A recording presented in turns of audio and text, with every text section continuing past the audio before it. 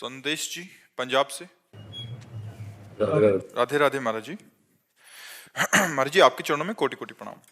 महाराज जी चिंतन को अड़िग प्रभु से जोड़ने के लिए क्या करना चाहिए या सिर्फ ये कृपा से ही संभव है? नहीं, इसके लिए सात्विक आहार, सात्विक दर्शन, सात्विक भाषण, सात्विक श्रवण ये अनिवार्य है।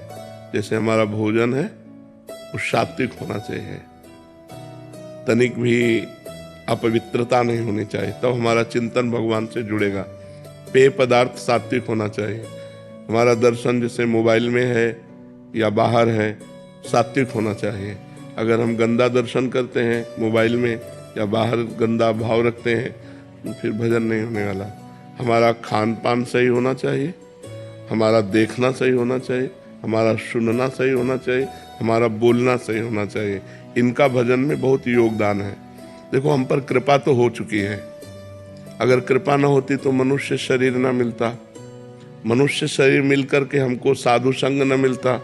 अब मोहि भा भरोस हनुमंता, बिनु हरि कृपा मिले नहीं संता। तो संतों के संग में बैठे तो इसका मतलब आप कृपा पात्र तो भगवान के हो। अब आपको प्रयास करना पड़ेगा कि आपका खान पान जो भी है वो बहुत पवित्र होना चाहिए, भगवान को अर्पित किया हुआ पवित्र भोजन, पवित्र विचार, पवित्र दर्शन, और कोशिश करें पवित्र लोगों का संग। अब जैसे गंदे विचार वाले लोग हैं, गंदे आचरण करते हैं, उनका संग करेंगे तो उनके जो परमाणु हैं वो हमको बलात् गंदगी की सोचने के लिए विवश करेंगे। गंदी क्रियाओं का हमारे अंदर चिंतन होने लगेगा, गंदी बातें हमें अच्छी लगने लगेंगी। कुसंग और सत्संग अपना प्रभाव रखता है, कुसंग अपना प्रभाव रखता है, सत्संग अपना प्रभाव रखता है। तो हमें सत्संग करना है, सही बातें बोलना है, सही बातें सुनना है, सही बातें देखना है, पवित्र भोजन पाना है और प्रयास करना है कि भगवान का बार बार नाम जप हो।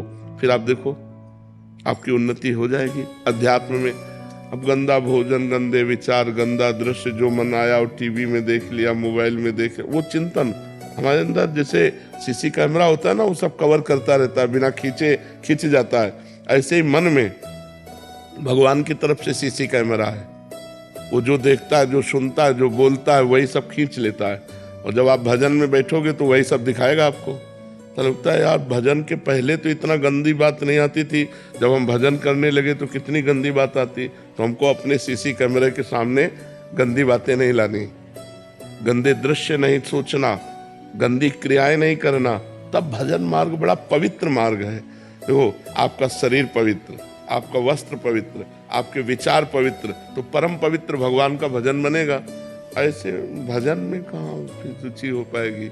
पापवंत कर सहज स्वभाव, भजन मोर ते भाव न काऊ।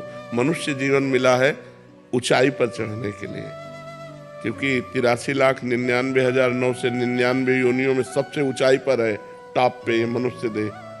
अब अगर यहाँ से गिरे तो सुअर, कुत्ता, नाली के कीड़ा, भूत प्रेत क्या बनना पड़ेगा कुछ पता नहीं। तो इससे ऊपर उठना है, इससे ऊपर उठना भगवान की प्राप्ति करना, या हमारा फिर जन्म हो और परम पवित्र भारत देश में ही हो और हम भगवान का भजन करें, हम अपने राष्ट्र की सेवा करें, कोई ऐसा पद मिले जिससे निर्विकार होकर, प्रलोभन भय छोड़कर हम समाज की सेवा करें, भगवान का नाम जप करें। अब इससे नीचे न गिरे, सुअर कुत्ता न बने, नाली के कीड़ा न बनना पड़े, हमको ऐसे योनियों में न जाना पड़े। इसलिए नाम जप अनिवार्य है, इसलिए परोपकार अनिवार्य है। और ये नाम जप परोपकार तभी हो सकता है जब आपकी बुद्धि शुद्ध होगी। तो बुद्धि शुद्ध होने के लिए भोजन शुद्ध, जैसा खाओ अन्न वैसा बने मन, जैसे पियो पानी वैसी बने वाणी। अब पिए शराब, खाए मांस, गंदे आचरण करे और सोचे कि अध्यात्म में हम चल लेंगे, कदापि नहीं। जो पह दुष्ट हृदय सोई होई, मोरे सन्मुख आओ की सोई। यदि वो दुष्ट हृदय है वो भगवान के मार्ग में नहीं चल सकता। भोगेश्वर प्रसक्ता नाम तयापहृत चेतसाम, व्यवसायत्मिका बुद्धि समाधो न विधीयते। जो भोग ही नाना प्रकार के पदार्थों के ही भोग और संग्रह में लगा हुआ है, वो कभी भगवत प्राप्ति करना ऐसा सोच भी नहीं सकता। भगवान कह रहे हैं तो हमें मनुष्य जीवन मिला है तो हम पवित्र आहार करें, पवित्र आचरण करें और परम पवित्र भगवान का चिंतन करें। महाराज जी, पर पशु की योनि जो होती है वो दंडित के मतलब वो भी यूनि जो होती केवल कर्म भोग है, नवीन कर्म नहीं कर सकते आप। जो आपका प्रारब्ध भोग है उसे वही भोगना होगा, इसके आगे नहीं। तो बट वो जो पशु होते हैं वो दंड, ऐसा तो नहीं होता उनको कोई पिछले जन्म में कोई दंड मिला हो और इस वजह से वो इस बार पशु बने? तो दंड तो हर योनि दंड ही तो है, केवल एक मनुष्य योनि है जिसमें आपको छूट है, जो चाहो कर सकते हो, जो चाहो कर सकते हो। आप देवता बन सकते हो, आप नारायण का भजन करके नारायण में तन्मय हो सकते हो, आप राम जी का भजन करके राम जी में तन्मय हो सकते हो, जो चाहो। हर पशु पक्षी जो 83,99,999 योनियां है वो कुछ नहीं कर सकते, केवल अपना भोग सकते हैं कर्म का। जो हमने मनुष्य जन्म, हमारे कोई पहला मनुष्य जन्म थोड़ी है, असंख्यों बार हो गए। जो कर्म किए वो भोगना पड़ेगा। फिर भगवान ने अब चांस दिया कि मिटा लो साले कर्मों को, भजन करके परोपकार करके अपने अशुभ कर्मों को मिटा दो। तो हम भूल गए, फिर यहाँ आ गए, वही लड़का बच्चा, पढ़ाई लिखाई, रुपया पैसा, खान पान, मौज मस्ती, फिर मर गए, फिर वही सुअर कुत्ता बने जाकर के, फिर नाना प्रकार की भोग योनियां। पर महाराज जी जैसे देखा है कई बार लोग अत्याचार करते हैं पशु पे, वो कहते हैं कि क्योंकि ये इनको हाथ लगाना पाप है, तो क्या ये सोच समाज की? नहीं, पशु को हाथ लगाना पाप नहीं, ऐसा नहीं, कभी कहीं किसी शास्त्र में ऐसा नहीं लिखा। बर्ताव व्यवहार मर्यादा के अनुसार करना है। हम कह रहे हैं पशुओं के साथ व्यवहार करो, प्रिय व्यवहार करो, मित्रवत व्यवहार करो, लेकिन एक सीमा तक करो। देखो अलग अलग मर्यादा है। जैसे हम गौ के मूत्र का अपने हिंदू लोग पवित्र मानते हैं, गाय के गोबर को लीपते हैं, लेकिन कुत्ते के गोबर को तो नहीं लीप सकते। हर पशु की एक अपनी मर्यादा है, हम उस मर्यादा से चलें। जो हमारी गाय के प्रति श्रद्धा है वही हम खान पान के सब जीवों के प्रति रखें, लेकिन बर्ताव अलग अलग है, बर्ताव में भेद है।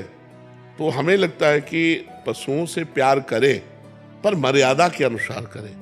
प्यार जरूर करें। ये आज पशुओं से प्यारहीन तो नष्ट हो गया है, तभी बकरा मुर्गा गाय भैंस लोग काट काट के खा रहे हैं। ये राक्षसीपन है, बड़ी दुर्गति होगी ऐसे लोगों की। तो काल भगवान अपना कभी नाम नहीं घोषित करते। बोले क्या हुआ, बोले दिल फेल हो गया, क्या हुआ एक्सीडेंट हो गया, क्या हुआ उसने मार दिया। कभी काल को कोई नहीं कहता, वो काल मिटिया मेट करता रहता सबको। इसलिए सबको सुख दो, धर्म के अनुसार सुख दो, खूब नाम जप करो, जीवन आनंद में व्यतीत करो। मनुष्य जीवन आनंद में व्यतीत करने के लिए शोक चिंता भय ये सब क्या है। तो हमारी बुद्धि निर्णायक सही हो जाए, इसलिए हमें नाम जप अनिवार्य है, पवित्र भोजन अनिवार्य है, पवित्र आचरण अनिवार्य है। इसके बिना भजन नहीं हो सकता, और भजन के बिना जीवन पशुवत है, पशुवत। क्या हमारा समाज हो रहा है, जिन बच्चों का पोषण होना चाहिए उन बच्चों का शोषण हो रहा है। तो ये बुद्धि भ्रष्ट, बिना अध्यात्म के बुद्धि भ्रष्ट हो जाती है। अब शराब पी के आए, अब घर में जो मना सो तांडव कर रहे हैं। अरे अगर उसी शराब पीने वाले पैसे से थोड़ा अंगूर सेव मीठा लेके घर आते तो कितना अच्छा लगता। 1,000 रुपए के मीठा फल लेके घर वालों को देते तो वो एक सुख का अनुभव करते। तो आज जो हमारी बुद्धि वो भ्रष्ट होती चली जा रही। पर हम तो धन्य मानते हैं कि अभी कलयुग इतना नहीं बढ़ा कि कोई संतों की बात न सुने। सुन रहे हैं लोग, नहीं तो ऐसा संसार भ्रष्टता की तरफ चला जा रहा है कि ये सब बातें गप मानी जाती है। क्लब अच्छा माना जाता है, शराब अच्छी मानी जाती है, गंदे आचरण अच्छे माने जाते हैं। अब देखो कितना अपने समाज में व्यभिचार फैल रहा है। पहले ये था ही नहीं, गर्लफ्रेंड बॉयफ्रेंड था ही नहीं। अरे हमारे समय में नहीं था, स्कूल पीरियड में ये थोड़ी सब कुछ था, गंदी बातें ही नहीं थी। सब 16-17 साल के बच्चे खेल। वही बात मैं कहना चाहूँ, मैं एक एथलेटिक्स का कोच हूँ और छोटे छोटे बच्चे जो ट्रेनिंग करने आते हैं और उनको अगर ये बातें समझाई जाती है तो वो खुद कहते हैं कि हम तो सर मैच्योर हो चुके हैं।